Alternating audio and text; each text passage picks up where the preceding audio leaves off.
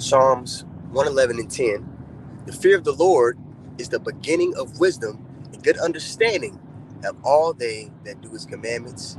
His praise endureth forever. Shalom. This is your brother Yonathan. First and foremost, I want to give all praises to the Most High, Yahweh, Bahashem Yahushai, Bahashem Rakah HaKodash. I want to give double honor to the apostles and the elders of Great Millstone. I want to say shalom to all the brothers and, of course, the few sisters who are pursuing this truth in sincerity. All right, may the blessing of election be upon your house.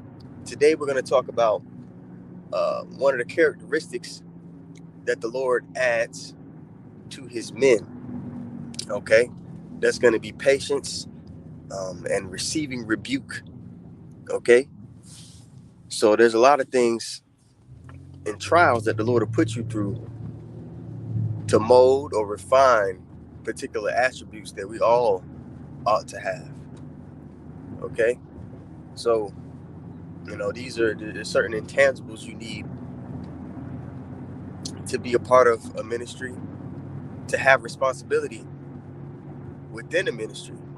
You can't be a niggard. You can't not be self-aware. The scriptures talk about examining ourselves. Let's actually pull that up really quick here.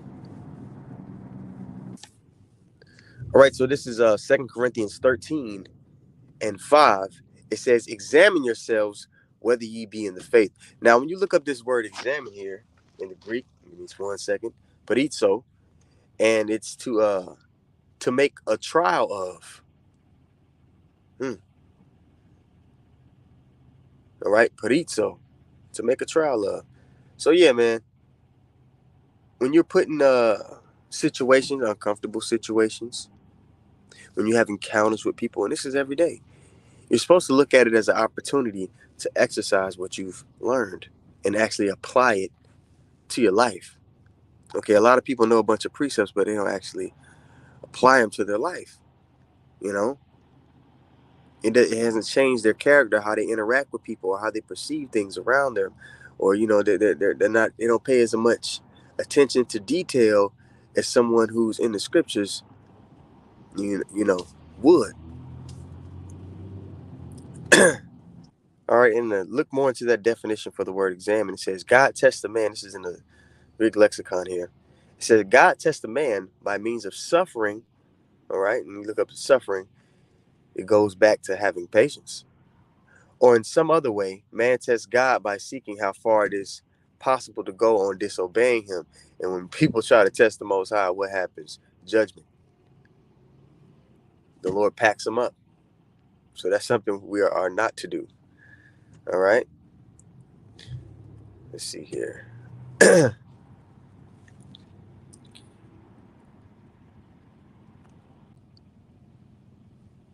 So here it brought up Matthew 4 and 1, and brought up the trial when Yahushua, after he fasted and he was tempted of the devil. Okay.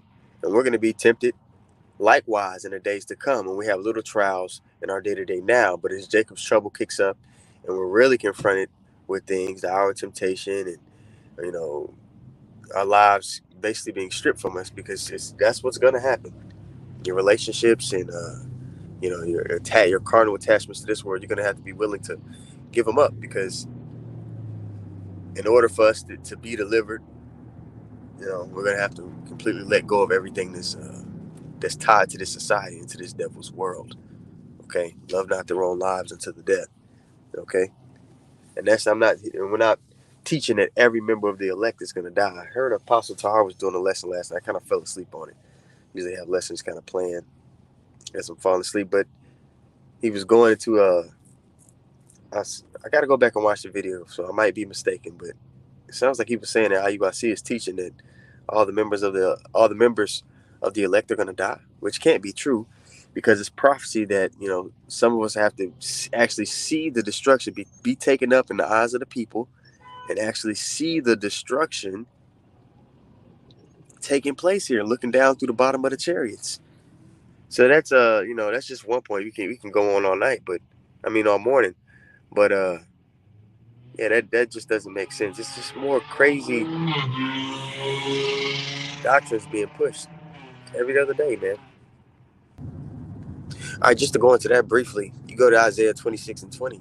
It says, what? Come, my people, enter thou into thy chambers, right? And take it up into those chairs, like it talks about in Wisdom of Solomon, the 5th chapter, and shut thy doors about thee, and hide thyself, as it were, for a little moment, until the indignation be overpassed. So there's going to be people that are taken up out of the way of the destruction, who are going to be alive. Okay, verse 21. For behold, the Lord cometh out of his place to punish the inhabitants of the earth for their iniquity.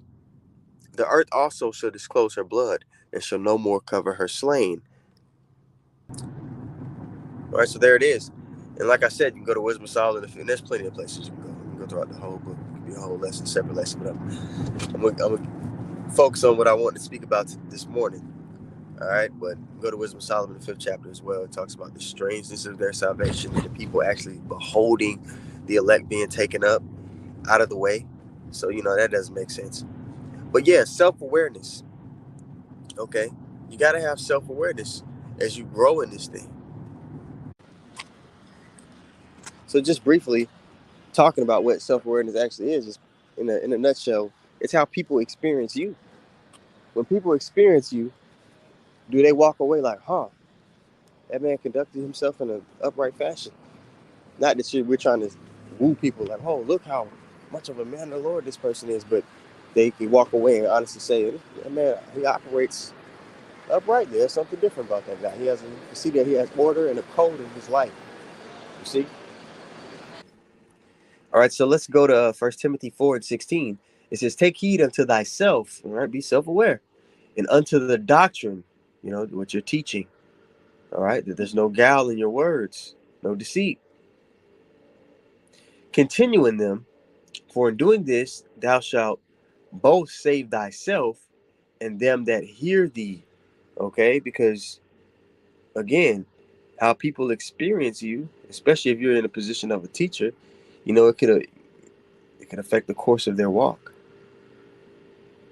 So it'd be irresponsible not to be self-aware on how you conduct yourself in this thing. Not just when you're on camera, not just when you're around brothers, but just in your day-to-day, man. All the time. All the time.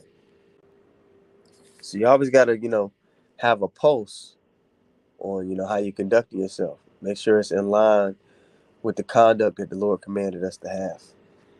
You see?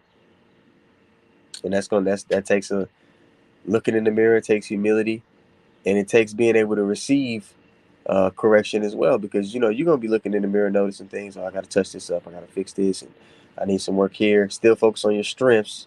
Your strengths that the Lord gave you in this ministry to forward the mission.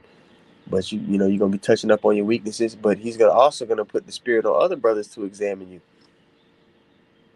and to notice things that need to be touched up. And you got to have a ear to hear. When that correction comes, when those observations come. Sometimes it'll come in a froward and harsh manner, and sometimes it may come more delicate. And you got to be able to take both in this walk. If the body has a bacteria that needs to be removed, okay, the Lord has set up white blood cells to come remove them. But if it's a faulty cell and it's fighting against the body itself, that's cancer. Don't be cancerous. All right, so you got to be able to receive it. King David was rebuked. When he was that Uriah? He sent Uriah into battle so that he could die, so he could take the man's wife. And Nathan came to him suddenly like a brother, like, hey man, he gave him a parable of a. Let me actually just go get it, guys.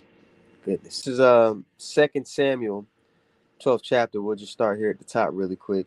So Nathan came to David with the parable, man, to get him to realize the error of his ways. All right, it says, and the Lord sent Nathan unto David, and he came unto him and said unto him, there were two men in one city, the one rich and the other poor. Now David is thinking that this is a report when he's telling him this.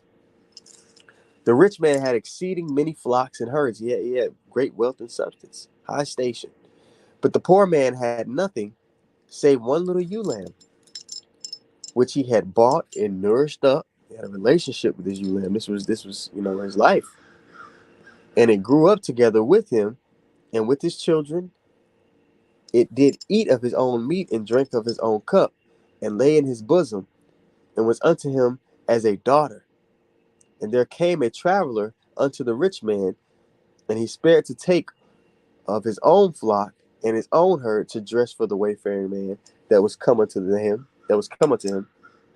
but took the poor man's ewe lamb, took the poor man's lamb, and dressed it, cooked it for the man that was come to him. And David's anger, so this man had all this substance, but he said, "No, I want to spend Rand's money." The movie on Friday, Devo, if you see that, if you guys get that reference. He said, "No, I want to spend Rand's money." And Davis was like, King Davis hearing this report, he's like, "What? No, this man got to die." This is verse 5. And David's anger was greatly kindled against the man, and he said to Nathan, "As the Lord liveth, the man that hath done this thing shall surely die." And here's the kicker, man, verse 6. And he shall restore, no, verse 7, I believe is when it's stated. And he shall restore the lamb fourfold, because he did this thing, and because he had no pity. And Nathan said to David, "Thou art the man." Because David, sent Uriah the Hittite. He sent him to where the forefront of the battle, where it was fiercest, where he knew Uriah would probably die, so that he could have excuse to take Uriah's wife, which was a wicked act. All right. But David, when he received this rebuke, he received it as a man should. He received it uprightly, of a broken and contrite spirit, man. And the Lord had mercy on David, even though he had some instances, Verse 7. And Nathan said to David, "Thou art the man. Thus saith the Lord God of Israel, I anointed thee king over Israel, and I delivered thee out of the hand of Saul, and I gave thee thy master's house and thy master's wives into thy bosom, and gave thee the house of Israel and of Judah. And if that had been too little, I would moreover have given unto thee such and such things. Wherefore hast thou despised the commandment of the Lord to do evil in his sight? Thou hast killed Uriah the Hittite with the sword, and hast taken his wife to be thy wife, and hast slain him with the sword of the children of Ammon." All right, so, we jump down here. Let me jump down. Verse 13, it says, "And David said unto Nathan, I have sinned." He didn't buck up. "Nathan, who are you talking to?" He didn't do that. "What do you know, Nathan? I'm King David. You don't know what he ain't do none of that." He understood, like, damn, I'm tripping. You got to realize when you're tripping. And David said unto Nathan, "I have sinned against the Lord." And Nathan said unto David, "The Lord also hath put away thy sin." So, you being self-aware and being of that broken and contrite spirit as we're commanded to be, could cause the Lord to have mercy on you when you do have your instances, because we all have our instances. "Thou shalt not die, howbeit, because by this deed thou hast given great occasion to the enemies of the Lord to blaspheme, the child also that is born unto thee shall surely die."